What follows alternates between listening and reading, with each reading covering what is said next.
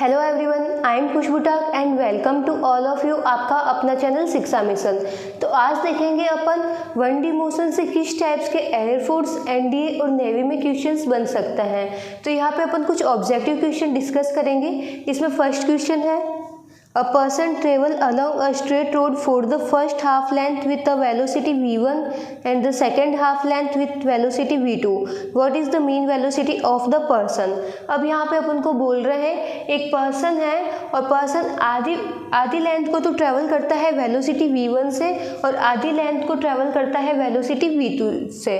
तो यहाँ पे अपन देखते हैं सेम लेंथ को वो अलग अलग वेलोसिटी से ट्रेवल कर रहा है। फर्स्ट हाफ और सेकेंड हाफ लेंथ दोनों आपस में सेम डिस्टेंस हो गई, तो सेम डिस्टेंस को वो अलग अलग वेलोसिटी से जब ट्रेवल करता है तो मीन वेलोसिटी क्या निकलेगी। तो देखते हैं।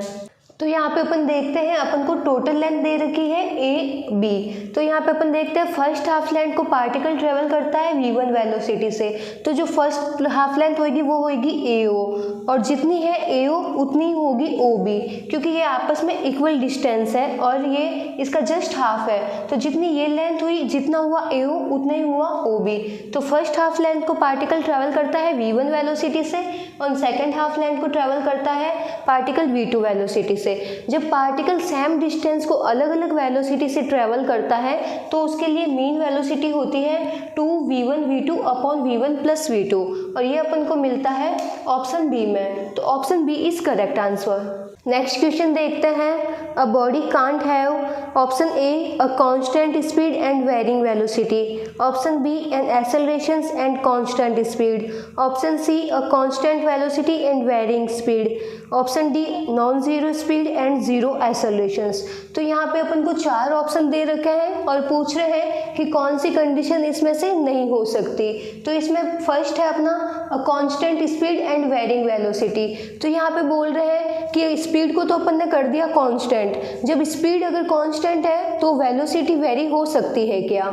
सेकंड ऑप्शन है N accelerations and constant speed. यहाँ पे अपन को बोल रहे हैं जो पार्टिकल है या बॉडी है उसको अपन एक्सेलरेट कर रहे हैं, लेकिन क्या उसकी स्पीड कांस्टेंट हो सकती है क्या। थर्ड ऑप्शन है a constant velocity and varying speed. तो यहाँ पे बोल रहे हैं जो वेलोसिटी है पार्टिकल की, वो पार्टिकल की वेलोसिटी को तो अपन ने कर दिया कांस्टेंट, तो उस टाइम जो स्पीड है स्पीड वेरी हो सकती है क्या। और फोर्थ ऑप्शन है a non zero speed and zero accelerations. इसमें अपन को बोल रहे हैं पार्टिकल या बॉडी की नॉन जीरो स्पीड है, मतलब कुछ ना कुछ स्पीड है, तो क्या उस टाइम में अपन के पास में जीरो एक्सेलरेशंस हो सकता है क्या। तो अपन चारों को डिस्कस करते हैं। तो इसमें अपन एक एक ऑप्शन डिस्कस करते हैं। इसमें फर्स्ट ऑप्शन है a constant speed and varying velocity. तो यहाँ पे अपन को बोल रहे हैं किसी पार्टिकल की स्पीड को कांस्टेंट कर दे तो क्या उस टाइम वेलोसिटी वेरी कर सकती है क्या। तो बिल्कुल वेलोसिटी वेरी कर सकती है। अपन देखते हैं जो स्पीड होती है वो डिपेंड करती है ओनली मैग्नीट्यूड पे, क्योंकि स्पीड होती है स्केलर क्वांटिटी, जबकि वेलोसिटी होती है वो डिपेंड करती है मैग्नीट्यूड और डायरेक्शंस दोनों पे। तो यहाँ पे अपन ने मैग्नीट्यूड को कांस्टेंट कर दिया तो दोनों ही साइड में मैग्नीट्यूड कांस्टेंट हो गया, लेकिन डायरेक्शंस तो चेंज हो सकती है। अपन देखते हैं ये मिलता है अपन को सर्कुलर मोशंस में। सर्कुलर मोशंस में जब अपन किसी पार्टिकल को रोटेट करते हैं या घुमाते हैं तो अपन देखते हैं वहाँ पे कांस्टेंट स्पीड मिल सकती है, लेकिन हर पॉइंट पे जो डायरेक्शंस होती है पार्टिकल की वो डायरेक्शन चेंज होती है। तो यहाँ पे ये हो गया स्पीड अपन को कांस्टेंट मिल सकती है, लेकिन उस टाइम अपनी वेलोसिटी चेंज हो सकती है, क्योंकि वेलोसिटी दो कंपोनेंट पे डिपेंड करती है। मैग्नीट्यूड को तो अपन ने कांस्टेंट कर दिया, लेकिन डायरेक्शन चेंज हो रही है। डायरेक्शन चेंज हो रही है मतलब वेलोसिटी चेंज हो रही है। फिर देखते हैं अपन सेकंड ऑप्शन है एक्सेलरेशंस एंड कांस्टेंट स्पीड। तो यहाँ पे बोल रहे हैं एक पार्टिकल को अपन एक्सेलरेट कर रहे हैं तो क्या उस टाइम उसकी स्पीड कांस्टेंट हो सकती है। तो ये भी हो सकती है। अपन देखते हैं एक्सेलरेशंस होते हैं तीन प्रकार के। एक होता है पॉजिटिव एक्सेलरेशंस, उसमें पार्टिकल की स्पीड बढ़ती रहती है। एक होता है नेगेटिव एक्सेलरेशंस, उसमें पार्टिकल की स्पीड कम होती रहती है। और एक आता है जीरो एक्सेलरेशंस, उसमें पार्टिकल की स्पीड ना तो बढ़ती है और ना ही कम होती है, वो एक कांस्टेंट स्पीड से गति करता है। तो यहाँ पे अगर पार्टिकल की स्पीड को को अपन कांस्टेंट कर दें तो उस टाइम अपन को जीरो एक्सेलरेशंस मिलेगा, तो बॉडी एक्सेलरेट भी हो रही है और उसके साथ में उसकी स्पीड भी कांस्टेंट है, तो ये भी कंडीशन हो सकती है। फिर देखते हैं third condition, a constant velocity and varying speed. तो यहाँ पे बोल रहे हैं वेलोसिटी को तो अपन ने कर दिया कांस्टेंट, जब वेलोसिटी कांस्टेंट होती है तो क्या स्पीड वेरी हो सकती है क्या? फर्स्ट ऑप्शन है उसका जस्ट ऑपोजिट इसमें पूछ रहे हैं। फर्स्ट ऑप्शन में अपन ने स्पीड को कांस्टेंट किया था और वेलोसिटी को देखा था, तो स्पीड जब कांस्टेंट होती है तो वेलोसिटी वेरी कर सकती है। इसमें अपन को जस्ट ऑपोजिट पूछ लिया है कि जब वेलोसिटी कांस्टेंट रहती है तो क्या स्पीड वेरी कर सकती है क्या? तो देखते हैं अपन। तो जो वेलोसिटी होती है वो डिपेंड करती है मैग्नीट्यूड पे और डायरेक्शन दोनों पे। तो अपन ने मैग्नीट्यूड और डायरेक्शंस दोनों को ही कर दिया है कांस्टेंट, दोनों को ही कर दिया है फिक्स। फिर देखते हैं अपन स्पीड है, तो स्पीड डिपेंड करती है ओनली फॉर मैग्नीट्यूड में। तो अपन देखते हैं मैग्नीट्यूड तो यहीं से ही कांस्टेंट हो गया, यहीं से फिक्स हो गया। तो जब वेलोसिटी को अपन ने कांस्टेंट कर दिया तो जो स्पीड है तो स्पीड तो ऑलरेडी कांस्टेंट होगी ही, तो उस टाइम स्पीड वेरी नहीं हो सकती है। तो ये जो तीसरी कंडीशन है ये अपन को नहीं मिल सकती, ऐसा पॉसिबल ही नहीं है कि अगर अपन को कांस्टेंट वेलोसिटी में वेरिंग स्पीड मिल रही है, जबकि इसका जस्ट ऑपोजिट पॉसिबल है। कांस्टेंट स्पीड में अपन को वेरिंग वेलोसिटी मिल सकती है क्योंकि स्पीड डिपेंड करती है ओनली मैग्नीट्यूड पे, जबकि वेलोसिटी डिपेंड करता है magnitude as well as direction पे। फिर देखते हैं फोर्थ ऑप्शन है a non zero speed and zero accelerations. तो ये अपन ने अभी यहाँ पे डिस्कस कर लिया था, जीरो एक्सेलरेशंस होता है तो उस टाइम पार्टिकल की स्पीड कांस्टेंट हो जाती है। कोई पार्टिकल अगर 5 मीटर पर सेकंड की वेलोसिटी से मूव कर रहा है तो वो 5 मीटर पर सेकंड की वेलोसिटी से ही मूव करेगा, उसकी जो वेलोसिटी है वो चेंज नहीं होगी। तो जब उसकी वेलोसिटी कांस्टेंट होती है तो उस टाइम अपन को मिलता है नॉन जीरो स्पीड भी मिल जाती है और साथ में ही जीरो एक्सेलरेशंस भी मिल जाता है, तो ये वाली टर्म भी पॉसिबल है। तो अपन देखते हैं ओनली जो सी कंडीशन है a constant velocity and varying speed, ये पॉसिबल नहीं है, तो ये अपना आंसर हुआ। Option C is correct. Next question देखते हैं, a body is release from certain height after falling for some times if accelerations due to gravity vanish then. Option A the body continues to move with uniform velocity. Option B, the body continues to move with uniform accelerations. Option C, the body continues to move with uniform retardations. Option D, the body continues to move with variable accelerations. तो यहाँ पे अपन को बोल रहे हैं अपन के पास में एक बॉडी है और उस बॉडी को ऊपर से जब नीचे की तरफ गिराया जाता है तो बीच रास्ते में ही ग्रेविटेशनल एक्सेलरेशंस गायब हो जाता है। ग्रेविटी की वजह से जो एक्सेलरेशंस लगता है जिसको बोलते हैं गुरुत्वीय त्वरण, वो वहाँ पे गायब हो जाता है या ज़ीरो हो जाता है। तो उस टाइम्स जो बॉडी है नीचे मूव कर रही है उसकी स्पीड क्या होगी या उसका एक्सेलरेशंस क्या होगा अपन को यहाँ पे बताना है। तो अपन जानते हैं एक्सेलरेशंस होता है चेंज इन वेलोसिटी पर चेंज इन टाइम।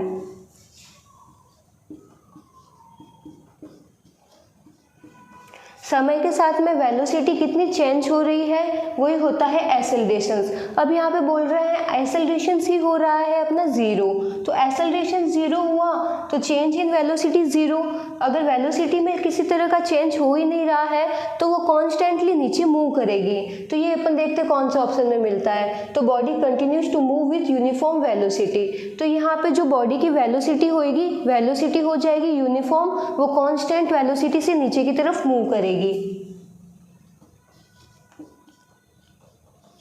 यहाँ से भी अपन देखते हैं dv is equal to zero. यहाँ पे dv अपन को बता रहा है चेंज इन वेलोसिटी जीरो है, अर्थात वेलोसिटी में किसी तरह का चेंज नहीं हो रहा है। और वेलोसिटी में किसी तरह का चेंज नहीं हो रहा है इसका मतलब ये नहीं है कि वेलोसिटी जीरो हो गई है, इसका मतलब ये है कि वेलोसिटी है वो कांस्टेंट स्पीड से मूव कर रही है। तो यहाँ पे अपना ऑप्शन हुआ option A is correct, the body continues to move with uniform velocity. Next question देखते हैं, figure show the time accelerations graph for a particle in rectilinear motions. Find the average accelerations in first 20 second. तो यहाँ पे अपन को rectilinear motions में graph दे रखा है एक्सेलरेशंस और टाइम के बीच में। अब अपन को बताना है 20 सेकेंड तक एक्सेलरेशंस कितना मिलता है। तो यहाँ पे अपन को 20 सेकेंड्स तक एवरेज एक्सेलरेशंस निकालना है। तो देखते हैं, यहाँ पे अपन पहले 3 ग्राफ को डिस्कस करेंगे। तो फर्स्ट ग्राफ है डिस्टेंस और टाइम के बीच में ग्राफ। तो डिस्टेंस और टाइम के बीच में जब अपन ग्राफ ड्रॉ करते हैं तो जो स्लोप होता है, स्लोप डिनोट करता है वेलोसिटी को। फिर देखते हैं अपन वेलोसिटी और टाइम एक्सिस के बीच में ग्राफ। तो वेलोसिटी और टाइम एक्सिस के बीच में जब अपन ग्राफ ड्रॉ करते हैं तो जो स्लोप मिलती है, स्लोप डिनोट करती है एक्सेलरेशंस को। यहाँ पे अपन एक केस और देखेंगे। अगर अपन देखते हैं जो स्लोप है, स्लोप और टाइम एक्सिस के बीच में अगर अपन एरिया कवर कर लें तो ये एरिया किसको डिनोट करेगा?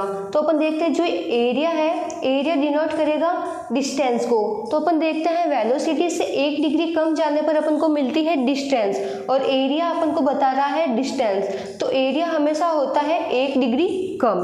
फिर देखते हैं अपन एक्सेलरेशंस और टाइम के बीच में ग्राफ ड्रॉ करते हैं। तो एक्सेलरेशंस और टाइम के बीच में ग्राफ ड्रॉ करने पर जो स्लोप आती है, तो स्लोप द्वारा टाइम एक्सिस के बीच में जितना एरिया कवर होता है तो एरिया किसको डिनोट करेगा? तो अपन ने देखा था एरिया हमेशा आता है 1 डिग्री कम। तो एक्सेलरेशन से 1 डिग्री कम अपन को मिलती है वेलोसिटी। तो यहाँ पे एरिया डिनोट करता है वेलोसिटी को। तो अपन देखते हैं स्लोप के लिए तो अपन जाते हैं 1 डिग्री आगे और एरिया के लिए अपन जाते हैं 1 डिग्री कम। डिस्टेंस से 1 डिग्री आगे आने पर अपन को मिलता है वेलोसिटी और वेलोसिटी से 1 डिग्री आगे आने पर अपन को मिलता है एक्सेलरेशंस। तो जो स्लोप होती है, स्लोप हमेशा बताती है 1 डिग्री आगे और जो एरिया होता है, एरिया बताता है हमेशा अपन को 1 डिग्री पीछे। एक्सेलरेशंस का 1 डिग्री पीछे अपन को मिलता है वेलोसिटी। तो एक्सेलरेशंस और टाइम के बीच में जो एरिया कवर होता है वो दिखाएगा वेलोसिटी को। वेलोसिटी का 1 डिग्री कम होता है डिस्टेंस। तो वेलोसिटी और टाइम एक्सिस के बीच में जो एरिया है वो अपन को दिखाएगा डिस्टेंस को। अब इसका यूज़ करके अपन इस क्वेश्चन को सॉल्व करेंगे। तो यहाँ पे अपन को पूछ रहे हैं एवरेज एक्सेलरेशंस इन फर्स्ट 20 सेकेंड। तो यहाँ तक अपन को सिर्फ निकालना है एवरेज एक्सेलरेशंस फर्स्ट 20 सेकेंड तक। तो अपन देखते हैं एरिया, इसकी जो स्लोप है, स्लोप और टाइम एक्सिस के बीच में अगर अपन एरिया निकाल दें तो यहाँ से अपन को मिल जाएगा चेंज इन वेलोसिटी। यहाँ आप ये वाला केस देखते हैं, अपन एक्सेलरेशंस और टाइम के बीच में ग्राफ ड्रॉ करते हैं तो टाइम एक्सिस के बीच में जो एरिया कवर होता है वो अपन को दिखाता है वेलोसिटी को। तो यहाँ पे इसकी जो स्लोप है, इस स्लोप द्वारा टाइम एक्सिस के साथ में जितना एरिया कवर हो रहा है वो दिखाएगा चेंज इन वेलोसिटी को। अब एक्सेलरेशंस का फॉर्मूला होता है चेंज इन वेलोसिटी पर चेंज इन टाइम। तो यहाँ पे अपन को चेंज इन वेलोसिटी अपन पहले इससे निकालेंगे। चेंजिंग वेलोसिटी में अपन को मिल जाएगा area of O A B D. अब अपन देखते हैं ओ ए बी डी को भी अपन 2 पार्ट में डिवाइड कर सकते हैं। यहाँ का एरिया अपन को मिल रहा है ट्रायंगल, फिर यहाँ का अपन को एरिया अलग से निकाल सकते हैं। तो पहले अपन इतने पोर्शन का एरिया निकालते हैं। तो यहाँ पे अपन को मिलता है त्रिभुज। तो एरिया ऑफ ओ ए, इसको कुछ नया नाम दे देते हैं ई। तो एरिया ऑफ ओ ए ई अपन को मिलेगा। त्रिभुज के क्षेत्रफल का फॉर्मूला होता है 1/2 इंटू आधार इंटू ऊंचाई। तो यहाँ पे अपन लिखेंगे 1/2। आधार कितना मिल रहा है अपन को, यहाँ तक टाइम मिल रहा है अपन को 10, तो यहाँ पे अपन ने लिख दिया 10। और ऊंचाई कितनी मिल रही है अपन को, यहाँ पे एक्सेलरेशंस मिल रहा है 20, तो यहाँ पे अपन ने लिख दिया 20। फिर अपन देखते हैं तो यहाँ पे अपन को मिलता है रेक्टिलिनियर या अपन को मिलता है आयत। तो यहाँ पे इसका एरिया हो जाएगा लंबाई इंटू चौड़ाई। तो यहाँ पे अपन देखते हैं ये वाला पोर्शन अपन को मिलता है 10, तो 10 इंटू, और ये वाला पोर्शन अपन को मिलता है 20, तो यहाँ पे किया अपन ने 20। तो जब इसको सॉल्व करेंगे तो अपन को चेंज इन वेलोसिटी अपन को मिल जाएगी 300। अब एरिया एक्सेलरेशंस का फॉर्मूला होता है चेंज इन वेलोसिटी पर चेंज इन टाइम। तो यहाँ पे अपन चेंज इन वेलोसिटी की वैल्यू पुट कर देंगे 300 और टाइम अपन को दे रखा है फर्स्ट 20 सेकेंड। तो यहाँ पे अपन पुट करेंगे 20 और इसको जब सॉल्व करेंगे तो अपन को एवरेज एक्सेलरेशंस मिलेगा 15 मीटर पर सेकेंड स्क्वायर, और ये अपन को मिल रहा है ऑप्शन सी में। तो option C is correct answer. Next question देखते हैं। The ratio of the distance travel by a body falling freely from rest in the first second and third second of its fall. तो यहाँ पे अपन को बोल रहे हैं एक बॉडी है, उस बॉडी को ऊपर से नीचे की तरफ गिराया जाता है। तो जब वो फ्री फॉल कर रही है तो उसके द्वारा फर्स्ट सेकेंड, सेकेंड सेकेंड और थर्ड सेकेंड में कितनी डिस्टेंस ट्रेवल की गई है उसका रेशियो बताना है। तो अगर यहाँ से बॉडी को गिराया जाता है तो पहले सेकंड में वो पहुँचेगी यहाँ पे, दूसरे सेकंड में पहुँचेगी यहाँ पे, तीसरे सेकंड में पहुँचेगी यहाँ पे। तो अपन देखते हैं पहले सेकंड में उसने इतनी डिस्टेंस ट्रैवल की, दूसरे सेकंड में इतनी और तीसरे सेकंड में इतनी। तो इन डिस्टेंस का जो रेशियो है अपन को ये बताना है, इस डिस्टेंस का रेशियो इसमें से क्या आएगा। तो सॉल्व करते हैं।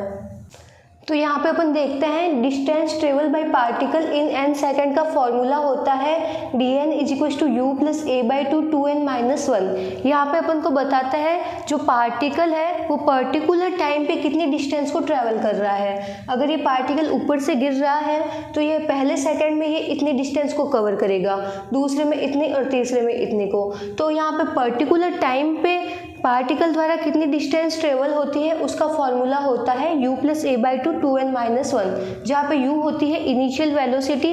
और अपन जानता है किसी भी वस्तु को जब अपन ऊपर से नीचे की तरफ गिराते हैं तो उसका प्रारंभिक वेग होता है 0। तो इनिशियल वेलोसिटी अपन को मिलती है 0 और जो एक्सेलरेशन होता है उसकी वैल्यू अपन को मिलती है +g। तो यहाँ पे a मिला अपन को g। अब यहाँ पे अपन करेंगे फॉर फर्स्ट सेकंड, एक सेकंड के लिए पहले अपन डिस्टेंस निकालेंगे।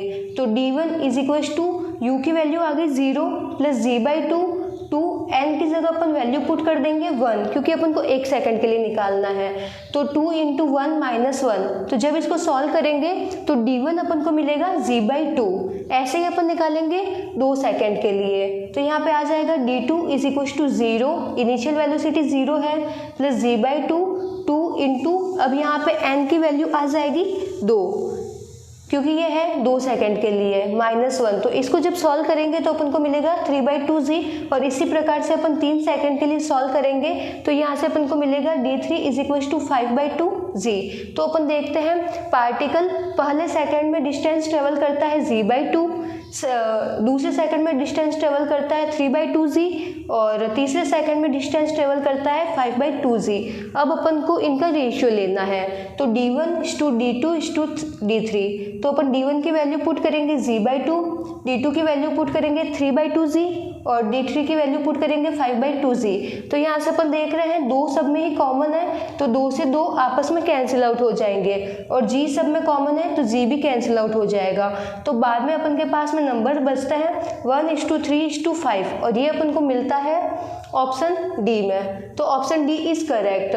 अगर पार्टिकल ऊपर से फ्री फॉल हो रहा है तो उसके फर्स्ट, सेकंड और थर्ड टाइम में डिस्टेंस कवर का रेशियो होगा 1:3:5। नेक्स्ट क्वेश्चन देखते हैं। The displacement of the particle is represented by the equations s = 3t³ + 7t² + 5t + 8, where s is in the meter and t in the second. The accelerations of the particle at t = 1 second. तो यहाँ पे अपन को displacement की एक equations दे दी है और अपन को निकालना है एक्सेलरेशंस, और ये एक्सेलरेशंस निकालना है अपन को t = 1 सेकेंड पे। तो स्टार्ट करते हैं। तो एक्सेलरेशंस निकालने के लिए अपन देखते हैं वेलोसिटी अगर दे रखी है तो उसका करेंगे अपन एक बार डिफरेंशिएशन, और अगर अपन को डिस्प्लेसमेंट दे रखा है तो उसका करेंगे अपन 2 बार डिफरेंशिएशन। यहाँ पे अपन को दे रखा है डिस्प्लेसमेंट की अपन के पास में ये इक्वेशन है, तो अगर इस टर्म का अगर अपन 2 बार डिफरेंशिएशन कर देंगे तो अपन को एक्सेलरेशंस मिल जाएगा। इसका एक बार डिफरेंशिएशन करने पर अपन को मिलता है वेलोसिटी। तो यहाँ पे अपन का जब इसका डिफरेंशिएशन करेंगे तो अपन को वेलोसिटी मिलती है। डिफरेंशिएशन करने के लिए जिस टर्म का अपन डिफरेंशिएशन करते हैं उसके ऊपर की जो घात होती है, घात आ जाती है आगे और ऊपर वाली घात में से एक घात हो जाती है कम। तो 3t³ का डिफरेंशिएशन करने पर अपन को मिलता है 9t², 7t² का डिफरेंशिएशन करने पर मिलता है 14t और 5t का डिफरेंशिएशन करने पर अपन को मिलता है 5। यहाँ पे 8 है कांस्टेंट नंबर, तो कांस्टेंट का हमेशा डिफरेंशिएशन होता है 0, तो यहाँ पे अपन को कुछ नहीं मिलेगा इसकी जगह। फिर अपन के पास में वेलोसिटी की इक्वेशन आ गई 9t² + 14t + 5। अब वेलोसिटी की टर्म का अगर अपन एक बार डिफरेंशिएशन करेंगे तो अपन को मिलेगा एक्सेलरेशंस। तो यहाँ पे a = dv/dt, तो यहाँ पे v की जगह अपन वैल्यू पुट कर देंगे इस इक्वेशन से।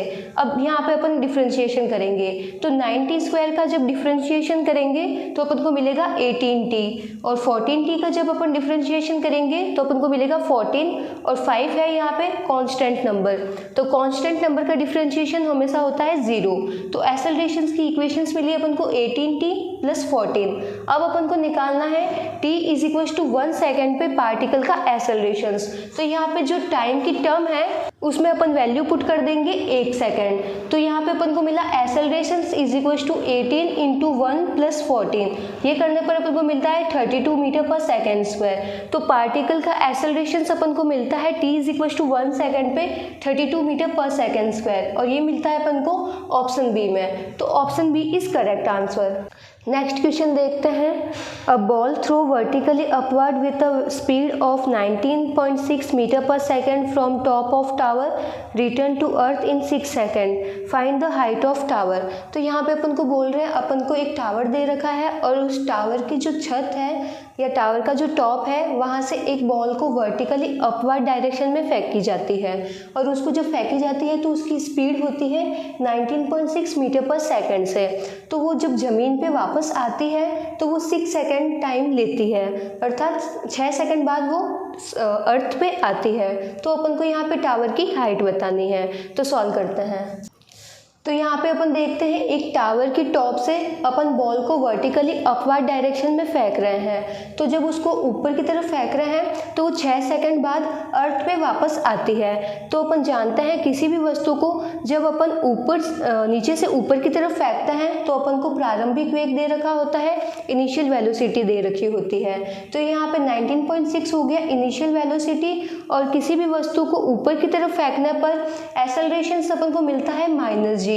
तो यहाँ पे अपन a is equal to -g consider करेंगे, और टाइम मिल रहा है अपन को 6 सेकेंड। 6 सेकेंड बाद वो अर्थ पे वापस आती है। तो यहाँ से अपन को ये 3 डाटा मिल गए। फिर अपन इसकी वैल्यू पुट करेंगे गति के द्वितीय समीकरण में s is equal to ut plus half at square, क्योंकि ये अपन को देता है डिस्प्लेसमेंट।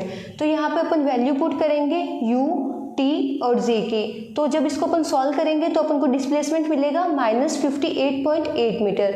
अब यहाँ पे अपन को माइनस का साइन क्या शो कर रहा है, अपन ने रेफरेंस पॉइंट ले रखा है टावर का टॉप। तो अपन देखते हैं टावर की टॉप से बॉल आ रही है नीचे की साइड में। तो जो बॉल का डिस्प्लेसमेंट नीचे की साइड में बता रहा है, तो माइनस का साइन अपन को बता रहा है कि जो बॉल है वो बॉल ऊपर से नीचे की तरफ आ रखी है। तो टावर की हाइट तो अपन को मिलती है 50.8 मीटर, और यहाँ पे माइनस का साइन अपन को दिखा रहा है डायरेक्शन, क्योंकि डायरेक्शन अपन को ऊपर से नीचे की तरफ मिल रही है, इसलिए यहाँ पे माइनस आया। जबकि टावर की हाइट अपन को मिलती है 58.8 मीटर। तो ये मिलता है अपन को बी में। तो option B is correct answer.